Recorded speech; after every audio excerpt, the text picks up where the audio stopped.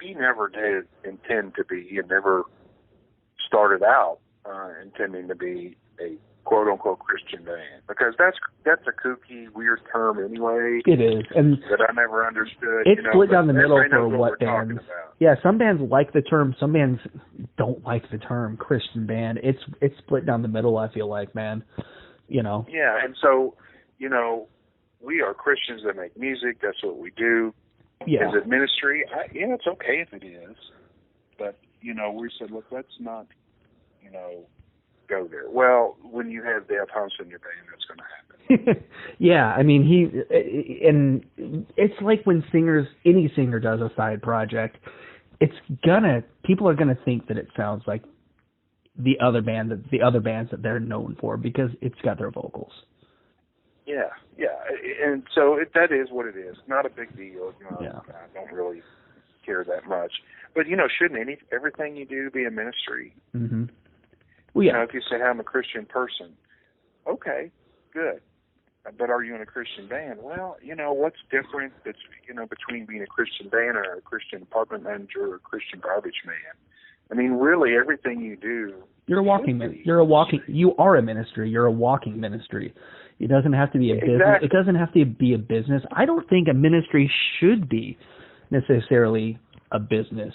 I mean, obviously if it's your job, you're gonna make money from it, but your life should be the ministry, not your job. Yeah, exactly. And that's been, you know, the thing that I don't really get. But everybody knows. If you go there Christian, everybody knows. And I think what they mean to say, do the dudes in there seem to be Christians because I feel better listening to that? Yeah. Yeah. I'm like, okay. And that'll work. I get it. There's Christian lyrical themes within the lyrics. Right. I mean, because that's what you guys believe. That's your faith. That's your life. And if you're not writing what your heart says, then fans aren't going to buy it anyway, literally and figuratively, because it's not genuine. It's not you. You know, you're just writing to write. It's just a matter of what's your life, right? What's going on in your life. Yeah. And if you're writing music that is true to you, then and if it's about your life, then that's just going to come through no matter what. But whether we want to put that label on it, and I don't fight it, you know, it's not the end of the world. But yeah, I think we missed the ball a little on that, but it's no big deal. It's a small problem. I mean, what I wanted to ask, I mean, this is album number 3. Nothing's as Real as It Seems is album number 3. Did you guys plan on this being a long-term thing, doing multiple albums, or was it like originally just like a one record project? Because this, I think, was the first real like musical project that Dale did after Bride retired. Yeah, that's exactly it. And to answer your question, no, I didn't. I just wanted to I wasn't even planning on doing anything. So it was kind of Dale's deal. And Dale, when he gets something when he gets it in his mind, it is on. That's how I am. Right? Yep. So I got, I've known them kind of my whole life from the Louisville area. And, kind of knew them back. I was in some bands back in the day. They were in some bands. It was really a neat time, to see them kind of blow up like they did. I didn't know Dale that well. I knew Troy better than I knew Dale. And so Troy and I had stayed in touch. We kind of, everybody did their own thing, and I kept up with Brad and went to go see him when I could. Coincidentally, though, I would just see Troy in random places. I would go to the movies, and there he was, or, would see him at the So we kind of stayed in touch.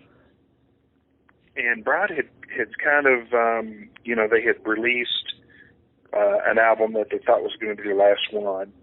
Dale had been writing, and he had a lot of lyrics he wanted to get out, and Troy had been working on some songs. He said, you know what, I think we're ready to make a new album. So I was talking to Troy about it, and I said, well, I know some guys are some fabulous musicians, because that was their problem. Like, we don't really know, we don't know the players that we think would be willing to do it, and it's just going to be an independent project. And I said, well, come check these guys out. So they came over, and my buddies played, and they said, yeah, these guys are really good players. And so that's how the Incorruptible album came to be. Oh, okay. That was recorded in a studio, but they rehearsed most of that at my house because it was kind of central. So I kind of got to know Dale better during the, preparation for the Incorruptible album. Gotcha. But I was trying to help. I said, well, if you guys want, since I'm kind of hanging around, I was trying to record the rehearsals and then send it to them so they could kick them around and make changes. But I really didn't have any equipment. But that was right, kind of 2003, 2004 when, this whole digital recording thing kind of opened up. And I said, I think I can do this. I think I can do this. So I started moving into that world a little bit too late to help them with Incorruptible. But then I was set up. So I kind of had a little studio in my house. I said, I'm going to write songs, and I'm just going to do my own thing. Well, it was super easy for me to write these songs musically, but lyrically, and I can do it. It just takes forever. Right. It's very tough for me. So I just sent him some songs. I don't even know if maybe it was one, but I think it was three. I said, would you be kind enough to write some lyrics for me? Well, it just hit him. He goes, man, this song is great. And I'll never forget the moment. He played it, and he just got it on his laptop camera, and he sang lyrics of the song. I said, oh, my gosh, he's such a genius. But I'm like, that's a song. You know what I mean? And that is perfect. And I said, oh, man, that is great, but too bad I can't sing it like you. Said, let's go. Let's do it. And I was like, well, I don't know how to do it. I'm just figuring this out. You live in New Zealand now. Right. And I said, well, let me write a couple more songs, and then we'll have 5 songs. He goes, don't write 5 songs. Let's write 10 or 12 songs. I'm like, well, how are you going to do it? He goes, let's figure it out. That's my mindset. So I started writing. Yeah, and that's how it worked, So he set up a home studio, and I set up a home studio, and we just did it through email. Oh, okay. And, so when we finished, I said, man, I'm exhausted. I don't know how we pulled that off, but that's a pretty good album. So I know you've heard our first one. Yeah, I've heard all 3. Called Severity. Yeah. And, I thought that was a pretty strong album for these two guys that live on different continents. So they would play live together, working with, bargain basements, super cheap home recording studios, and put it together. I was pretty proud of it. Did better than we were expecting. It really seemed to hit. Yeah. Sold better than we thought. Got some killer reviews, and we kind of got a following. And said, well, maybe we can do it again. And it's just kind of grown from that point. So really, it's more than anything, it's just been fan driven. Yeah. And the people have liked it, and you guys and a lot of the other reviewers and critics have been really cool too. And the fact that it got in a lot of the top 10 releases, we probably sneaked in and didn't deserve it because we didn't know what we were doing. But awesome, we tried to be different. And that was it from the very beginning. Okay, we were listening to this heavy music. And you know this because you see so many bands and you review a lot of bands. A lot of that music sounds alike. It does. It's kind of going back to what we talked about, kind of that commercial formula. Yeah. I don't care if it's pop or hard rock or what. They just wear that out, in my opinion. They do. And a lot of it has the exact same beat and rhythm. They just change, like, it has the same core rhythm. They just change the way it, I guess, the cosmetics of it, kind of, I think, like the different instruments, but it all sounds the same. Yeah, and so, other than when the singer starts, you go, oh, okay, I recognize that singer, right? Yeah. But otherwise, it's like, come on, this song's been going for 2 minutes, and I have no clue who it is, and I don't want to wait for that. So right. That's the thing from the very beginning. Can we do anything that is musically different? Let me tell you, that's, a little bit of a challenge.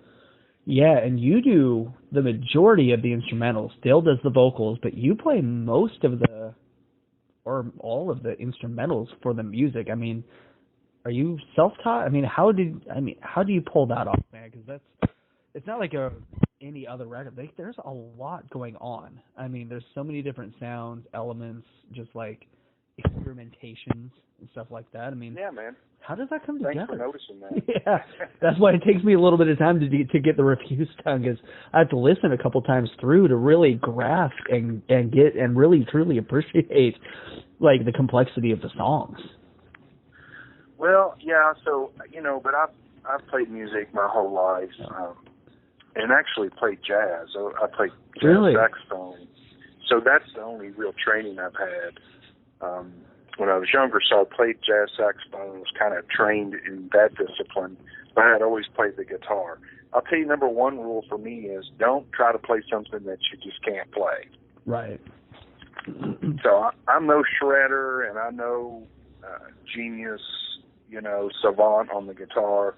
I try not to play things that I just cannot pull off. Right.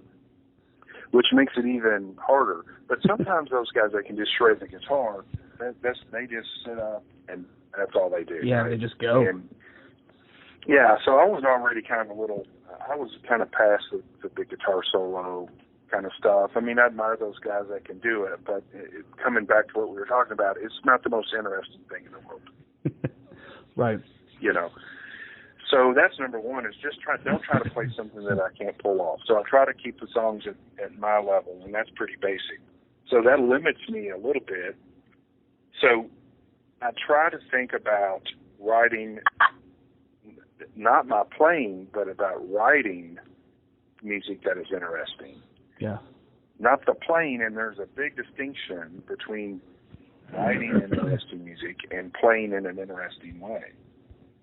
And I think the emphasis, especially in hard music, most of the people who listen to are musicians themselves, and they get all torn up about playing this really, playing well. Well, most people just want to be entertained. That's why we listen to music. So it doesn't have to be about, listen to that guy, he's really tearing it up. Who cares? Right. You know what I mean? Yeah. So that's a big part of it, is just to be able to try to write something that you go, oh yeah, I like it, it's good. That's what I want to hear. I am entertained right now. And the rest, I have to admit, it's been super easy. I mean, I can usually come up with a song pretty quickly. Everything else, I've gotten a little better. I did not play the bass. I play the bass like a guitar player, which is usually not very well. But I've gotten better as things go on. And you may notice the new album, Nothing's As Real As It Seems, kind of has a little bit different vibe to it. It does, yeah. Well, I wrote most of those songs on the bass. That makes sense. That makes a lot. That makes a lot of sense. Yeah, for the first time. When, so typically, I'm a guitar player, so I'm writing songs on the guitar and then trying to make the bass parts fit. Rainbow's End. That explains that song a lot. So. Yeah. Well, if you listen to a lot of them, though, a lot of the hooks actually are coming from the bass. But it's very super obvious on that song. Yeah, big time. And with how intricate the songs are, I mean, obviously you guys don't tour, you guys don't play live, you guys are basically strictly a studio, obviously, because Dale's in New Zealand. But the fact that you guys don't have to play the songs live, does that kind of open up a couple more doors and take some of the restrictions off of what you can put on the record, because you don't have to worry about how are we going to do this live? Yeah, and we've had some opportunities, and the logistics of it will be really crazy, because I need 3 of myself, and, you'd have to train people or hire people to play all these crazy parts. Yeah. So, yeah, I think so. But, most bands are going to do that anyway, and then they worry, if they tour it, they're going to worry about how to reproduce it later. That's true, yeah. These, backing tracks, stuff like that, or... Yeah, or if you're a big enough band, you just hire guys and that kind of thing. So, we didn't think that there was going to be any touring in our future, and there probably won't be. So you're right. If you hear something, you can put it in there. That's been the real key to it, is just to hear it. For me, when I'm writing a song, the song just about writes itself. I'm listening, and it's almost as if I hear this part, but it's really soft, and I'm like, what am I hearing there? Right. And I'll pick up whatever the bass, the guitar, the keyboards, and find that, and I'm like, yep, that's what I heard. Even though it wasn't there before, it is now. And so another thing that really I think makes the songs interesting is to have layers. Yeah. And we have a lot of, like, we'll have a main melody, but we'll always, most of our songs have some sort of counter melody to them. Sure. Which I think it's just a pleasing for your ear to have more than one thing going on. We have had some criticism. I know one critic blew us up pretty bad, and so it's just there's too much going on, just, you know. Well, it's different, though. And some people either don't like or honestly get intimidated with something that's different because, like we talked earlier, we're so used to a specific certain sound when it comes to rock and metal, and especially with Dale, we're so used to Bride that when this is something different, it's people don't necessarily know how to react to it sometimes, and don't necessarily give it more than one listener to give it a real chance because they're like, what? But I was like, no, this is cool. I was like, this is well, I appreciate that. Yeah, and it's cool because when we keep track a little bit, of who streams us and how our singles are doing, that kind of thing. Most of the people that listen to our music don't just go hit a single or listen to a song they like. They listen to the whole album. Yeah. Which I really think is cool, So that's the rare. least listened to song on our catalog, isn't that far under our number one single. Because, people listen and they put it on and they listen to the whole thing, especially this new album. So Nothing's As Real As It Seems is really kind of a project album. It's conceptual.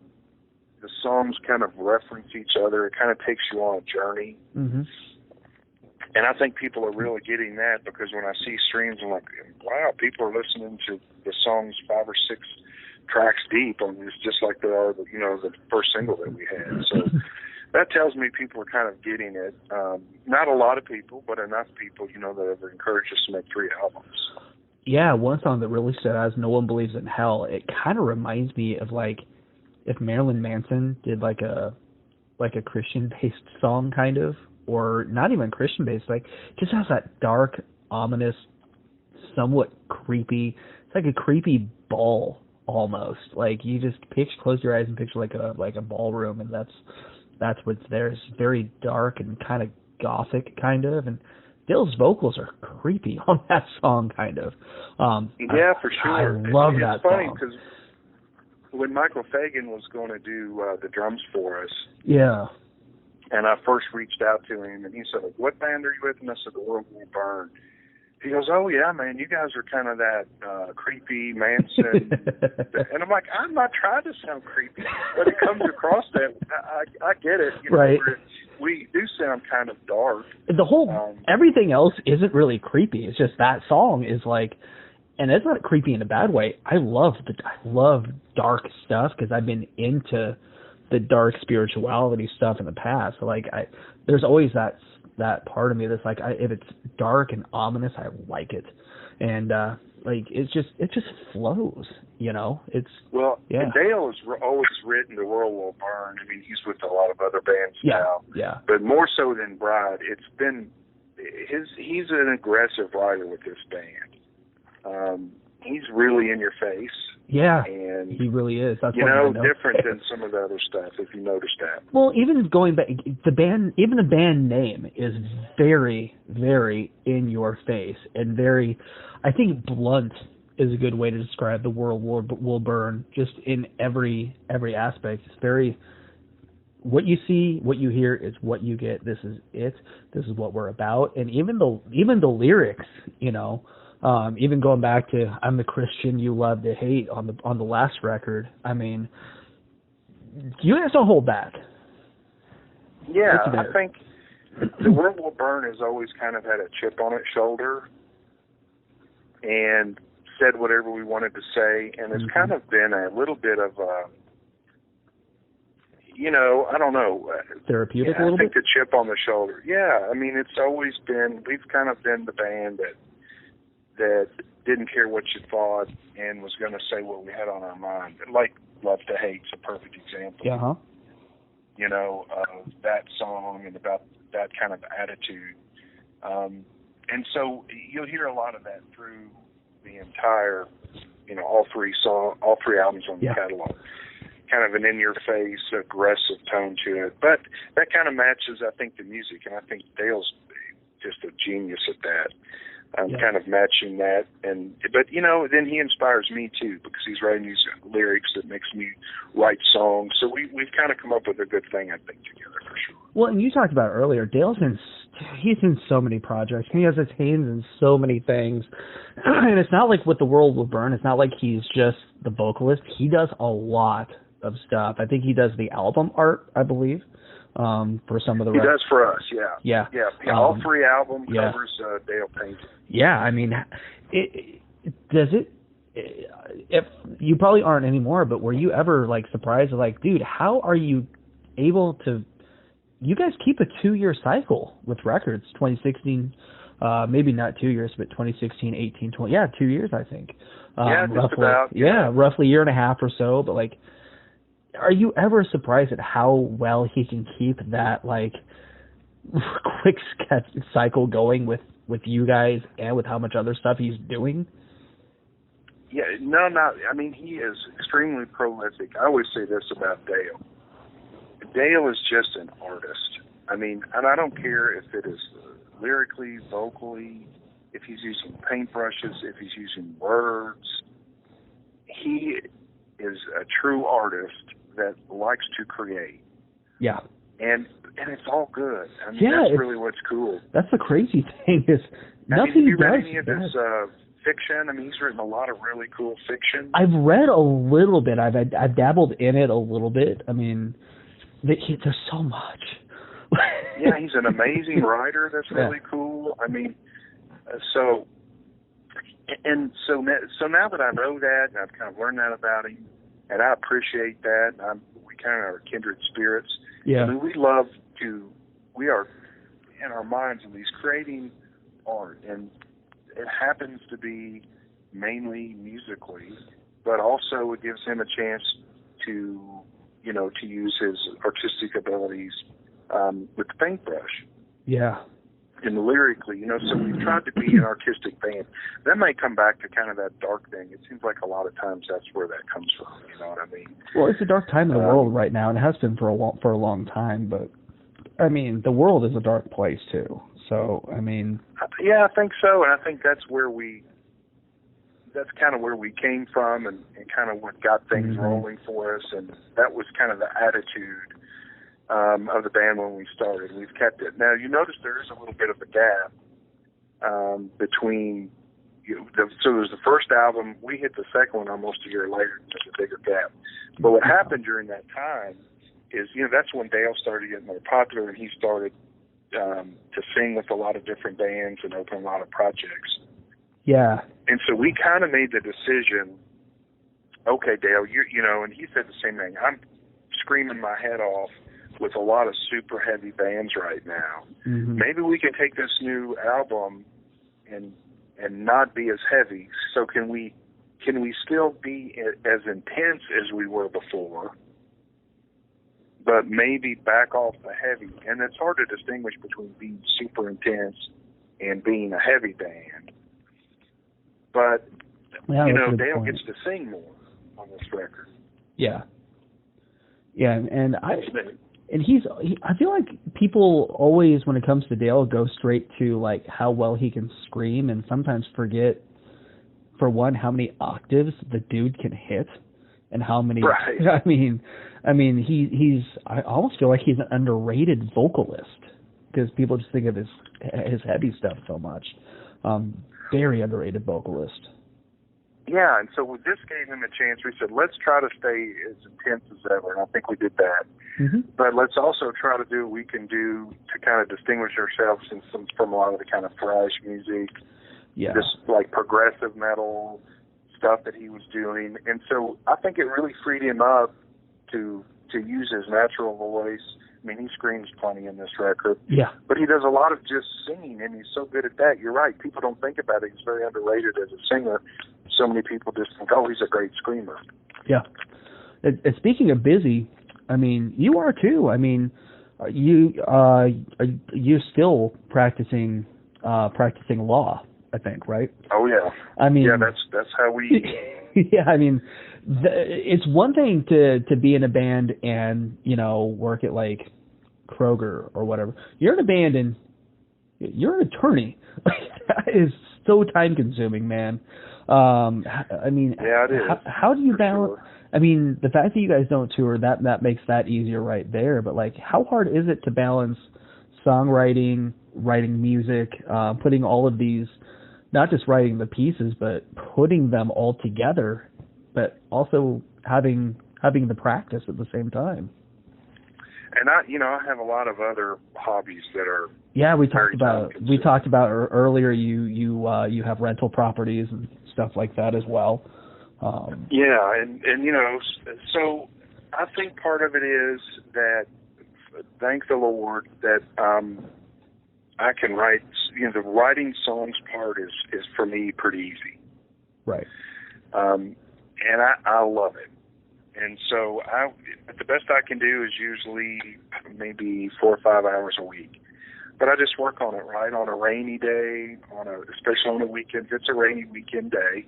Right. If I'm not, I'm working on a farm or something. But if it's a rainy weekend day, that's my chance. And so, I can really dig in and get the songs put together. Now, the hard part, and the part I don't love, is pushing the mouse to make the songs better. So that a lot of the editing is really a hassle for me, but I've gotten better at it. We wrote all the songs and really had all the songs put together on the new album within probably 6 months. It took me another year to kind of get myself in gear and get them put together in the way that I like them. One of our other tricks, though, and I don't want to call it a trick, but something that really makes The World Will Burn sound the way we do, and if you've noticed, we're really big into production and tone. Mm-hmm. We want it to sound as good as anything else that's on the radio. And that's a guy named Tim Bushong, who is our engineer. And I don't know if he has some little kind of like gothic dark dust that he puts on the music, because when they come back from Tim, I mean, they sound really big, really monstrous, and they kind of have that little bit of a spooky vibe that you talked about earlier. They're also kind of cinematic too. Yeah, and it's just really weird the way he mixes us and puts things together. He's kind of a lifesaver for us to really finish these songs the way we want to hear them. I just don't have the ability to do that at this point, and he does. And so Tim Bushong's really been super awesome to work with, and he's really done all the production work and all the editing and mixing and mastering of every one of our albums. One thing he did for us is really super cool on this new record that we're thankful for is he hooked us up with his son, a guy named Aaron Bushong, and he's the one that actually played the drums on this record, and they sound amazing, and he's a super, super cool player, and so we're very much thankful for that. I mean, Aaron nailed it. Aggressive, artistic. And that's really, I think, one of the things that's elevated this album to the next level is, having his presence on it. Because before I programmed the drums or hacked them out myself. So that's just been monstrous on this record. Really made it sound good. That makes sense. We talked about earlier. I mean, you guys are, you guys don't tour. You don't play live. So does the pandemic we're in right now with the COVID-19, does that really affect The World Will Burn as much as it would other bands? Does it affect you guys at all? Or is it pretty much business as usual as far as like everything with the band because you guys just have more time to write? Good question. And you're right. Everything, the world changed. Since we've been trying to get this interview together, the world is completely different now than it was last month. Yeah. But it really has not affected us as a band. Actually, it's actually helped. I think so many people are stuck at home. We really rely on people ordering our albums. I mean, streaming's nice for your ego, but it doesn't pay the bills, doesn't pay for production. So I think people are they're looking for ways to spend their time. And they have more time at home. There's so many people that can't go to work, or they work from home, or they have more time and they don't want to go out. So people are turning to music to kind of help alleviate some of the stress that they're feeling with all this COVID stuff going on. And, they're going a little deeper because, we've only been around for 3 albums. It's really tough for a new band. I complain about this all the time. People want to continue to listen to the band that they heard 20 years ago. What's going to happen when those bands are gone? Yeah, or they're still out there making music, and God bless them for doing what they're doing. But, there is new music out there. But this is when people are discovering that. Yeah. And they're finding bands like The World Will Burn. And so actually, the fact that people are locked down, sitting in their houses, can't go to work, and they're looking for entertainment has probably helped us a bunch. We're getting a lot of nice orders, people that are finding us. They're streaming us, and that's usually hopefully will lead to an album sale. Yeah, exactly. But I feel bad for these guys. These guys that are trying to tour, they really rely upon that because that's their only job. It's tough right now. Everything's shut down. And, it's a hard thing. You and I were talking basketball earlier. Our beloved Kentucky Wildcats couldn't play in the Final Four. And, well, think about how I feel, man. My Duke Blue Devils aren't gonna. They're not gonna win the national championship like they were. Oh, please! Can I tell you? Let me tell you what Duke's future is. Are you ready? Yeah. The Indiana Hoosiers. Ooh. Who you understand? Indiana had the best coach. Indiana had the best coach in basketball. Won a ton of titles and dominated college basketball. That guy retired.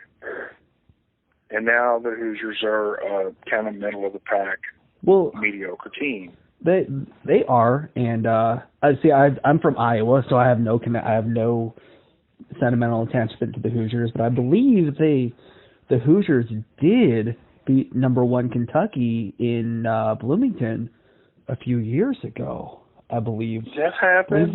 But where are you? What have you done lately, Reggie? Well. See, like I said, I'm from Iowa, so my Hawkeyes did not go to the Final Four like they were going to either. So that's unfortunate. We also didn't get the Player of the Year like we were supposed to either with Garza. But, man, I was actually at the Big Ten men's basketball tournament shooting that when literally on the court when the NBA shut down. Really? Shut down. It was actually happened fast, didn't it? Yeah, it was the Indiana-Nebraska game. And I just remember because Nebraska's head coach went to Iowa State. And I remember looking at the photographer behind me, who was also one of our photographers, and I looked at it and I said, I swear to God, if the last game I ever shoot is not Iowa and it is Nebraska, who is coached by an Iowa State player, I swear to God, I'm going to lose it. And he just laughed his ass off. And there you go. That's what happened. It's exactly what happened. And the last concert I shot was a band I don't even know because one of my photographers couldn't go to the show. Some band called Saint Motel. I have no idea who they are. My photographer couldn't make it, and she wanted to send one of her friends. I said, no, I haven't shot in a while. I'll go shoot the show. And I got there, and oh, my God. I will never live. Oh, it was horrible. It was so you didn't let me finish bashing on Duke. So Indiana had a tremendous coach that really was better than anybody, right? Bobby Knight was the man. He was good. And they won a ton of, they just won. They were huge. They were undefeated. They were great. Yeah. And then Bobby Knight's gone. And then the program slips and ends up being nobody. Not to pick on Indiana, but I think Indiana fans would agree. So, what's going to happen to Duke? Same thing. Duke is just their coach. The difference with Kentucky is Kentucky has won championships in the 40s, in the 50s, in the 60s, in the 70s, in the 90s, and 2000. And if you ask John Calipari, he said, I am not the king of Kentucky, I'm simply the steward, and they'll replace me, and it's about the program in Big Blue Nation. So that Evansville game this year was crazy. Oh yeah, I was there. That was. Oh man, I actually shot because Evansville is in the Missouri Valley Conference. So I went to Indiana State, and they actually played at Indiana State. So I shot that game, and Indiana State just blew them out. And the guy that was doing the sweeping the court to get the sweat and walk, he sits down and is like, man, these guys beat Kentucky.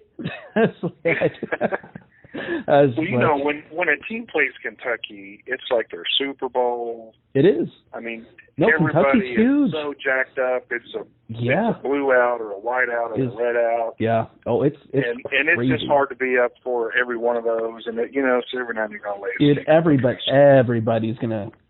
Every power team is gonna lose to somebody they shouldn't. And I would just say that when Coach K is gone, he will not be gone. He will find a way to coach from the grave. He will coach forever. We will stuff him and put him on marionette strings to keep the guy on the bench because we cannot afford to lose Coach K. So the dude is a creep, but he can coach. He's an amazing coach. I wouldn't take that away from him. Like I said, he's just super creepy to me. But there's nobody like him. Like, I just remember shooting the Duke Notre Dame game, and I was like, man, that guy's tiny. He's just so. Oh, is he really? Yeah, he's short. Like, he's so little. I did not know that. I didn't either. I mean, I will say, Coach Calipari is a good coach, but it seems like wherever he coaches, after he leaves, that team gets put on some sort of probation of some kind. So I guess I hope for your sake that Coach Calipari never leaves Kentucky, because that may. Yeah, Kentucky is the most examined program. They are. Everybody wants to see Kentucky have trouble. Well, it's because they've been so good for so long. It's like the Patriots. They're so good for so long that everybody is just waiting for like something to come along or happen. Because like everybody gets so sick of the same teams being so good for so long, but there's a reason they're so good for so long, and it's not always necessarily the coach. A lot of times it's just like the school or the team just has a tradition of being great. Unfortunately, it's Kentucky. So. Well, that's coming from a Duke fan, because you're the only Duke fan that I've ever met that didn't go to Duke. I'm like I said, I'm from Iowa. Iowa was so bad for so long at every sport that we all picked a backup team. You had to pick a back. Yeah, it's like I'm a Cubs fan. We were so bad for so long that we all picked a team that were like, well, when my team doesn't make the playoffs, I can root for this one. So, yeah, the SEC is that way too.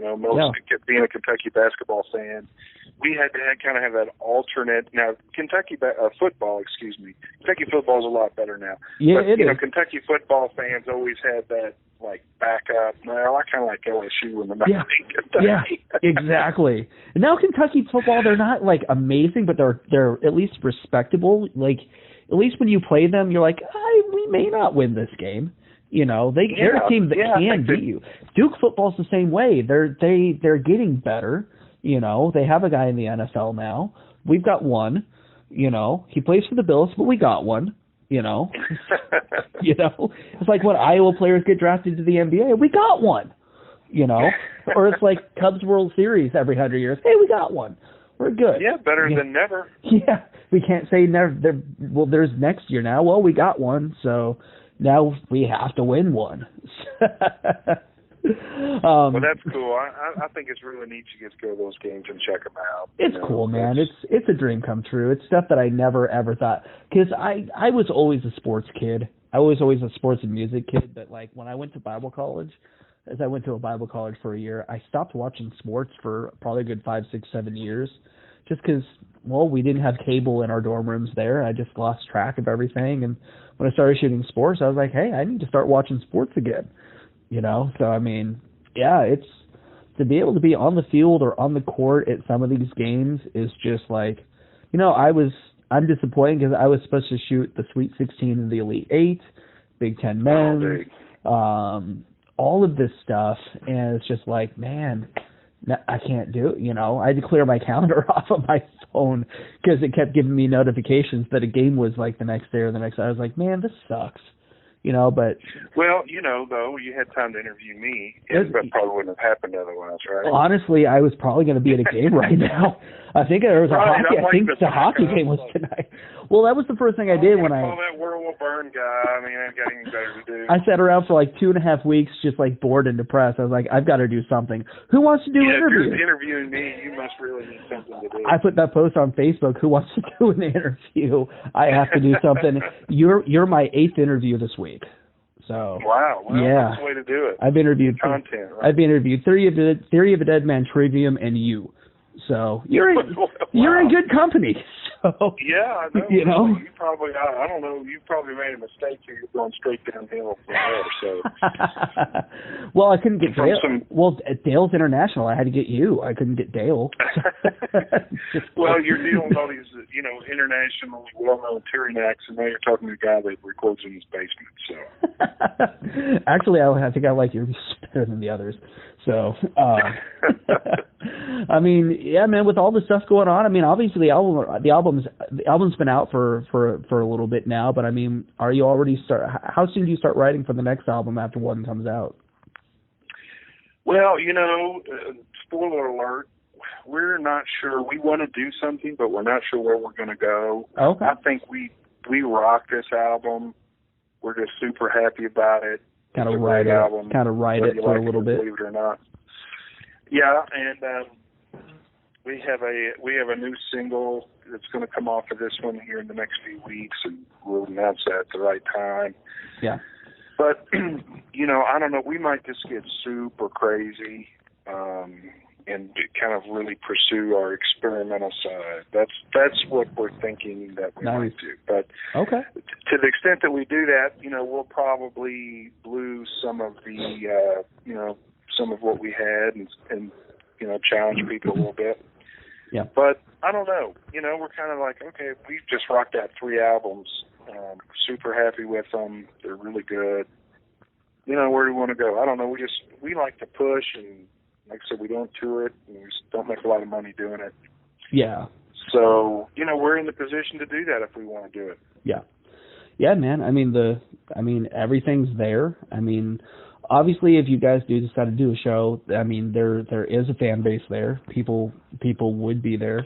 But also, I mean, it's also kind of cool to see a band that honestly you just release music. There's not many of those bands that just release music and don't tour. And when bands do that, I know 6 a.m. was that way. That the first 2-3 albums they didn't tour on, and the demand was so high for a tour after a while. They're like, all right, cool.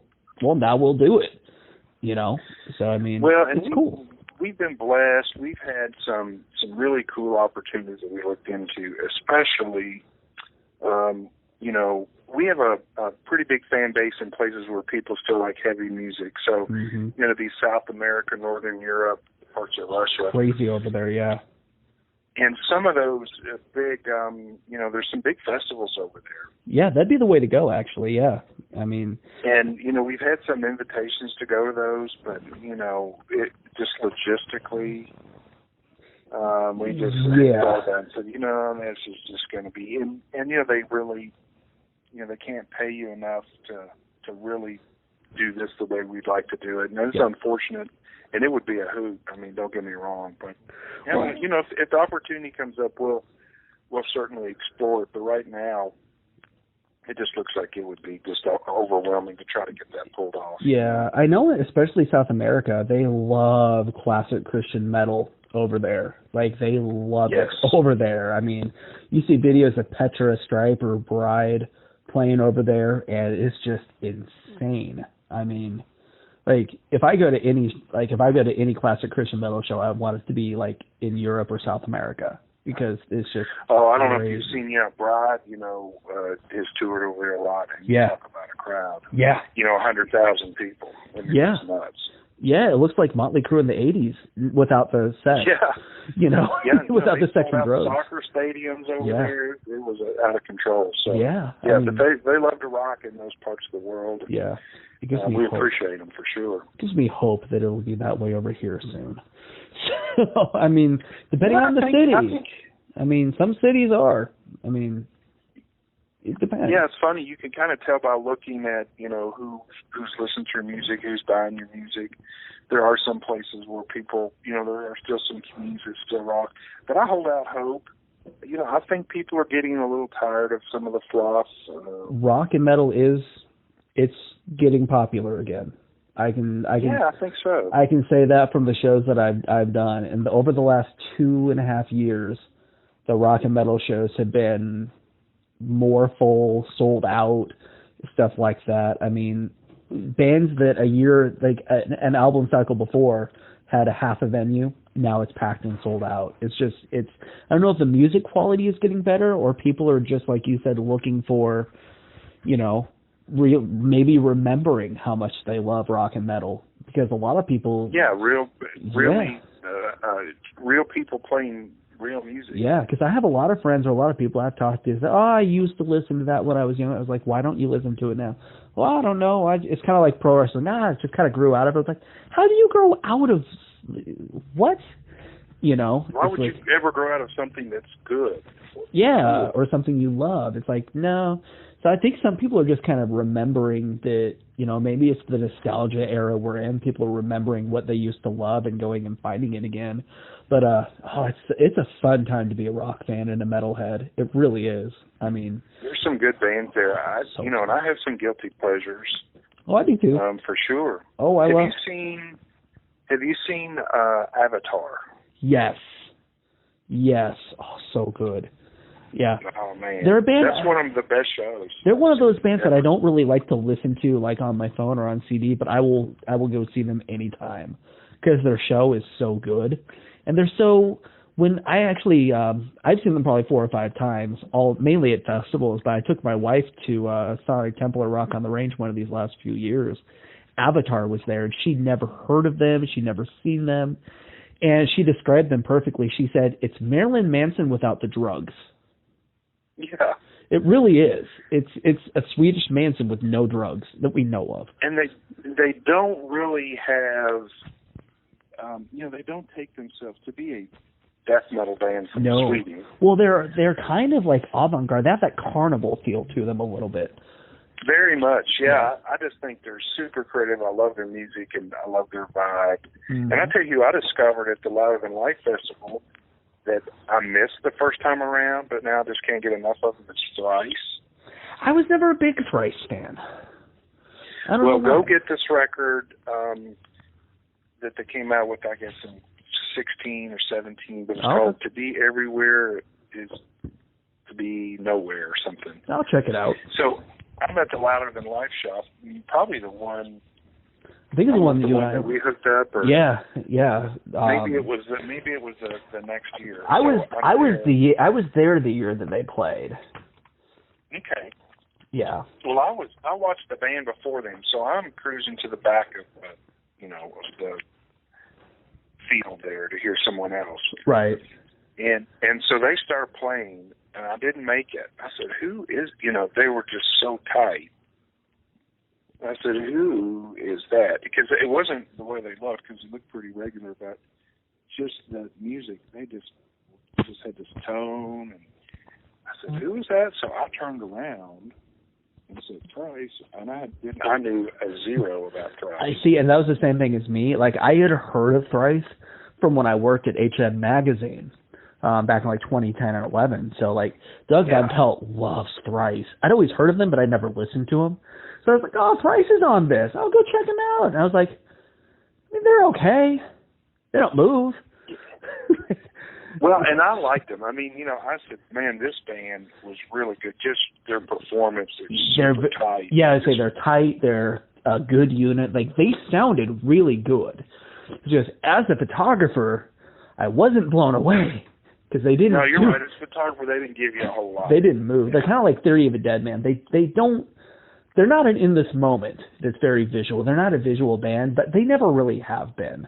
They kind of fit in I with agree that. 100%. They fit in with like that showbread style where they show up, they play, and then what you see is what you get. We're giving you the song. I got to see them on their own tour, and they make up for it. They got Banging Lights and stuff, which is smart for a band like that. Yeah, and that would be better to see them indoors. I'd say they're probably more of an indoor band. They're not a festival band, because at a festival you're paying all that money, spending all that time. You want to get like as much bang for your buck, but you also don't want to get like overstimulated with every single band having a production. It's good to have like that.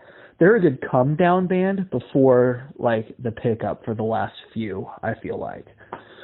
Yeah, I agree. Yeah. Well, they rocked it, and so if you ever get a chance to get that album, it's luscious.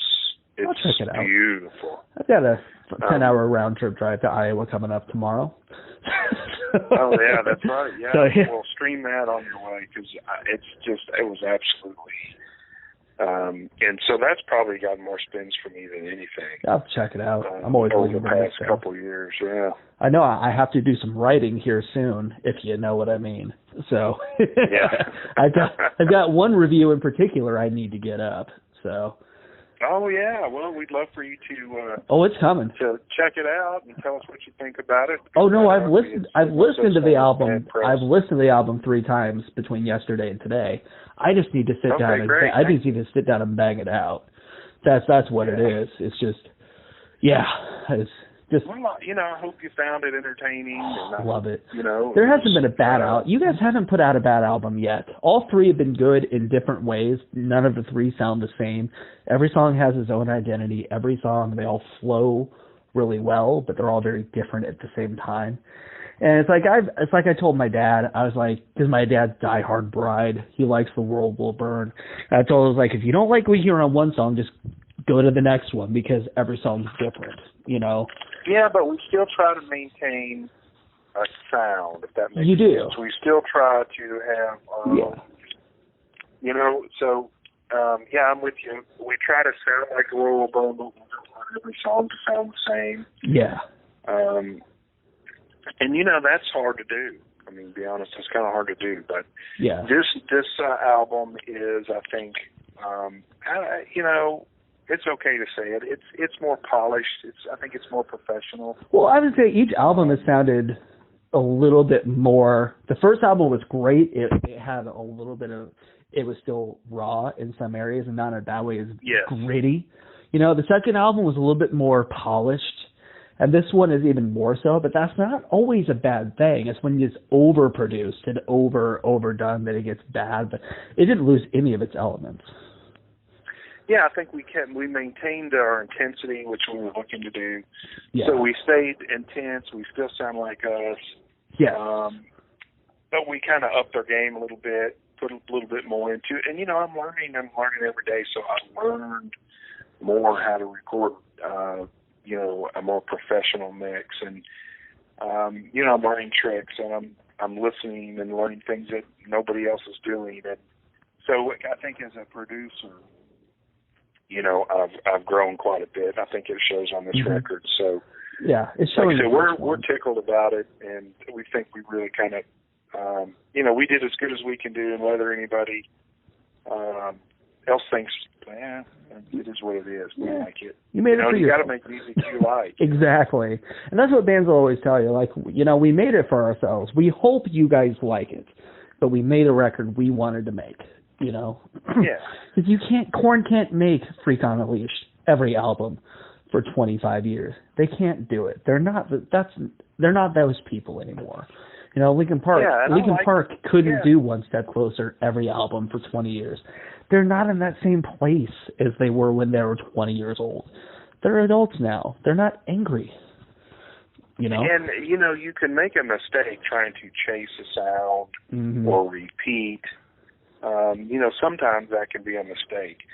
So I think we've grown with every album. I think we give everybody a little bit something different to listen to. Yeah. The main thing is a lot of people are like, oh, it's really great, I like it.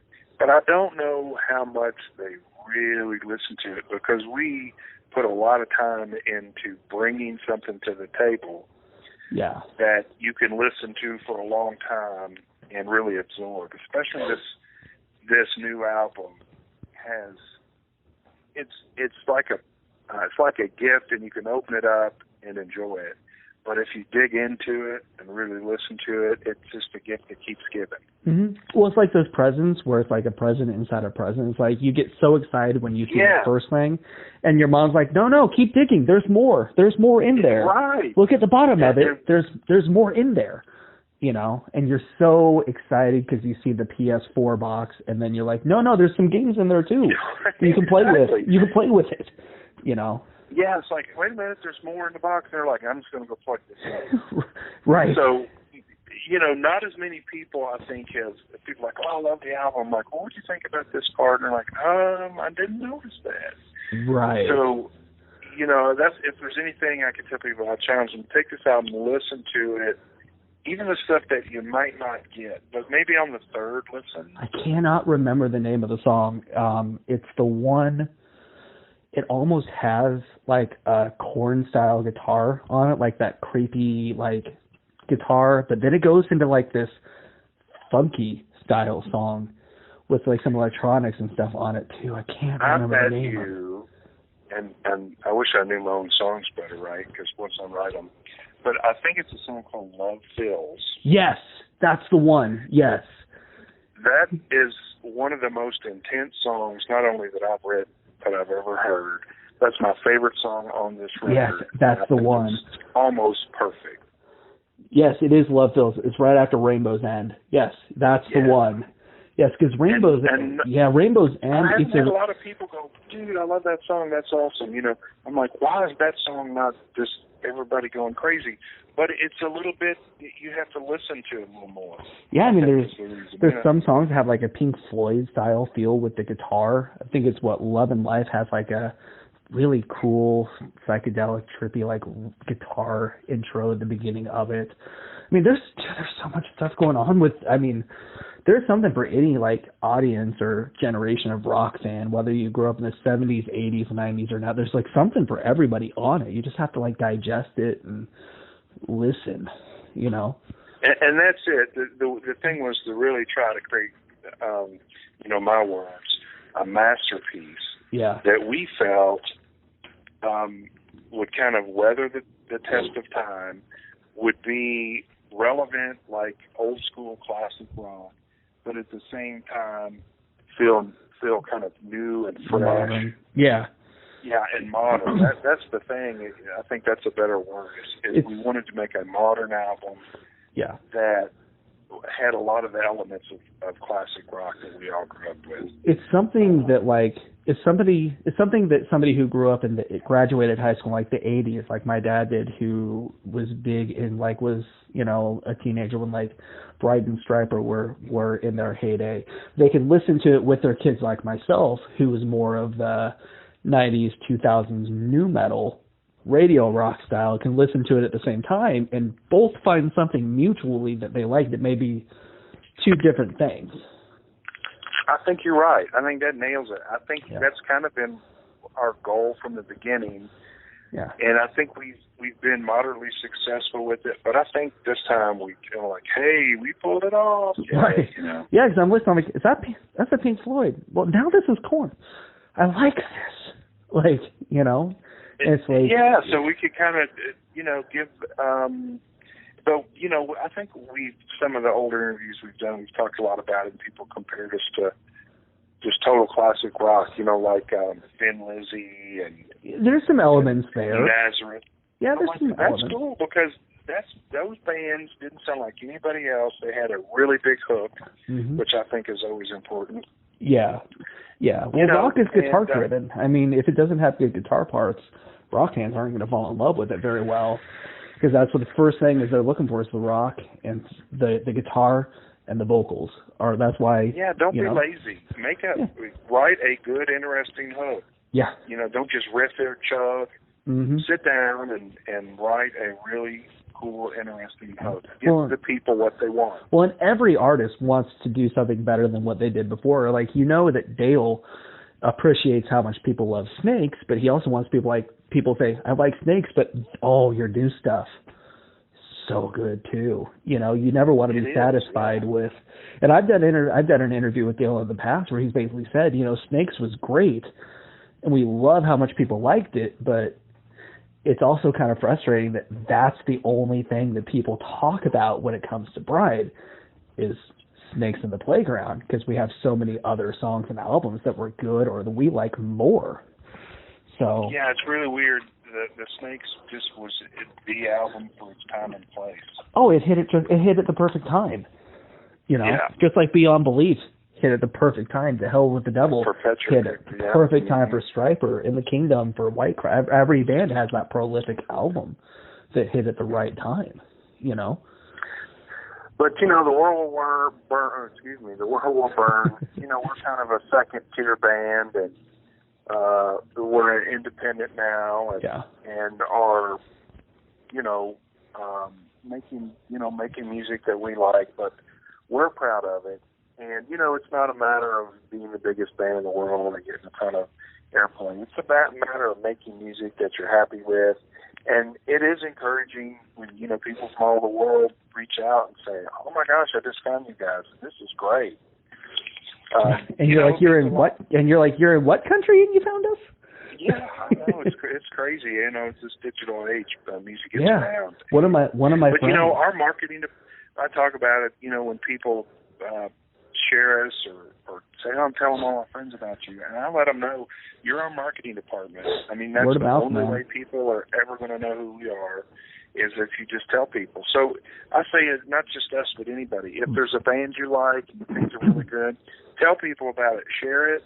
You know, that's the way things work these days, and it's easy to do that now. No band just started out as a blockbuster, like hit-making band. They all started off as small level local second tier bands. Like Guns N' Roses didn't just start out as Guns N' Roses. Right. You know, Motley Crue they had to work at it. Yeah. I mean, that's what people forget is nobody started out as a headliner for the most part when they first started. Nobody's first show was a headlining arena show. It doesn't happen.